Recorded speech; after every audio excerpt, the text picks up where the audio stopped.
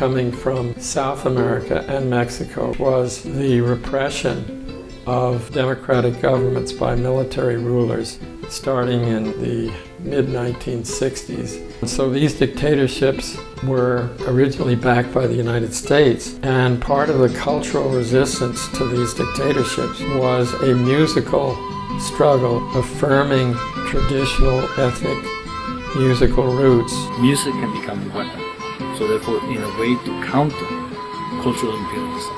And it's like so many examples have been presented throughout in Latin America in the 60s and 70s and 20s. There was one group in Mexico City called Los Folkloristas.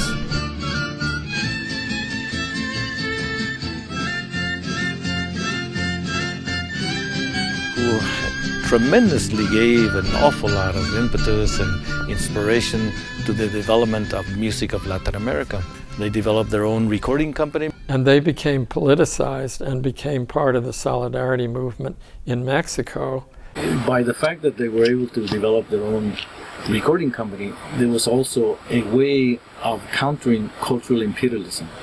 No, one of course is folklorist, one that dedicates himself or herself to the true autochthonous music of the country, whether Bolivia, Argentina, Mexico, not into the classic, but tries to develop and research the autochthonous music, the historical expression of that music of that particular country. And then of course in every one of those countries you end up having the regional music. Andean music became a strong cultural identification in Latin America and in Mexico itself. Playing Andean music at one point was like a way of affirming the solidarity of all of Latin America. Inti-Illimani from Chile, Andean musicians, quilapayun, you know, Mercedes Sosa, you name it, all the nueva cancion movement, you know, all these musicians were Andean musicians, you know, or they use Andean instruments in their music. Andean music, which is performed and played and listened to by millions of people in Latin America and in the world. Andean music, if you've been in other countries, you can go to the metro in Paris.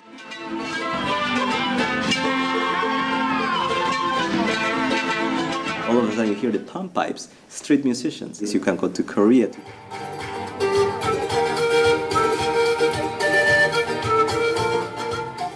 Japan.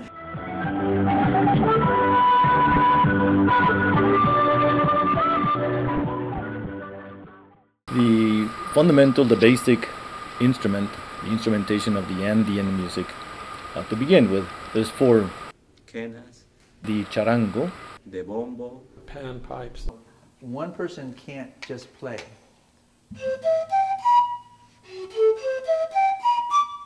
So you need the other part.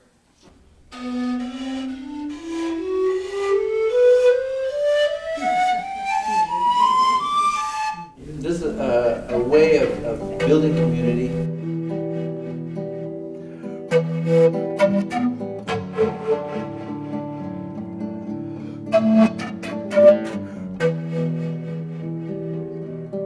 This size is the Malta, then we have the larger size Sanca, and then smaller size Ica.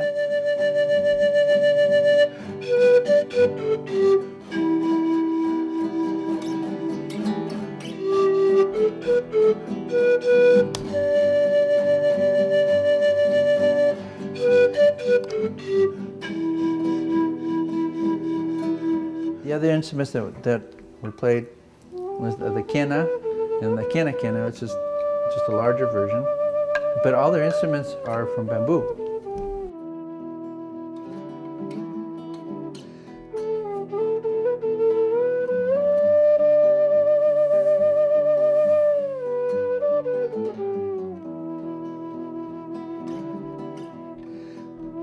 It's called charango. And this is the most classic style of the charango. It's 10 strings, 5 double strings, tuned more commonly is G, C, E with an octave, A, E. And it's, when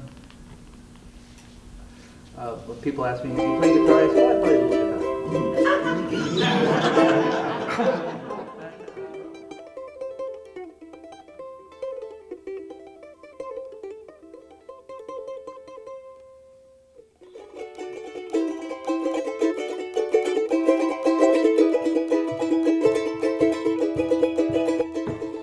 talk to a Bolivian, they'll say that the charango is Bolivian.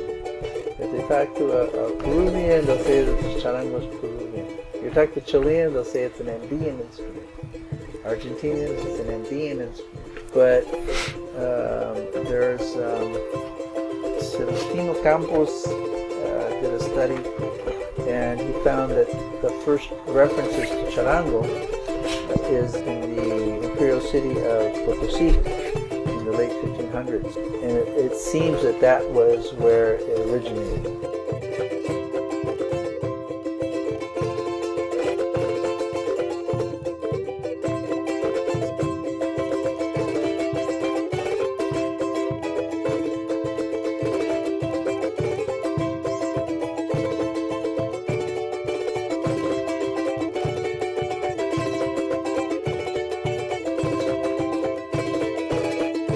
Traditional is out of wood. A lot of people say traditional is armadillo. Traditional is made out of wood because it was a copy of the quena. It was an adaptation of the quena.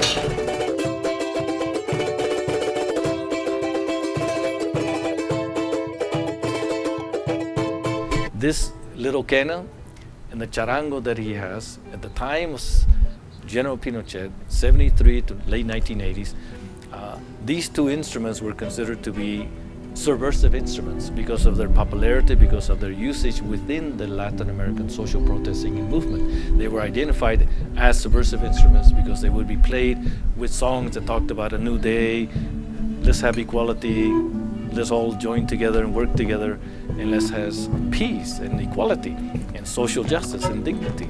And so they saw these instruments as subversive, and he proclaimed them.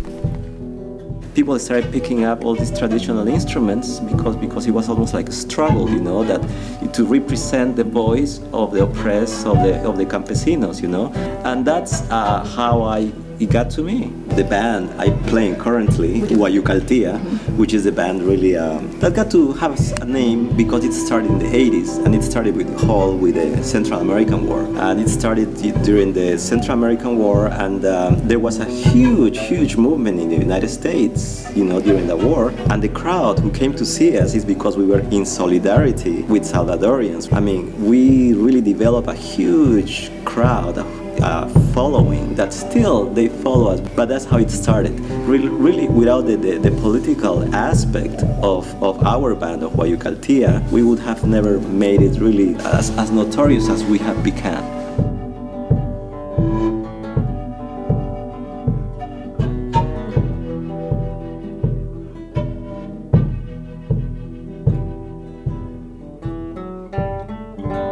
Identify with the oppressed. Struggle. Fascinating journey. And it continues. It will continue. Well, yes. Well, it will continue, but I think that I like to think that it continues on an upward trajectory. You know, always getting better. Yes. As I look back, you know, we've made. If you compare the 60s to now, or the 70s to now, there have been tremendous social changes. You know, in this country and in many other parts of the world as well. You know, so it's all part of. But we must continue to struggle and move forward and fight the fights that are worth fighting. Yes, of course. So, and I think music is a very powerful force in creating change and change of mind, change of heart. To opening people's eyes to social justice. So it's a very powerful force.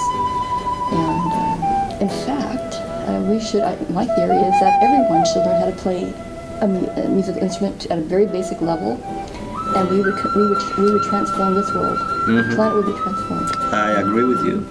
I agree with you.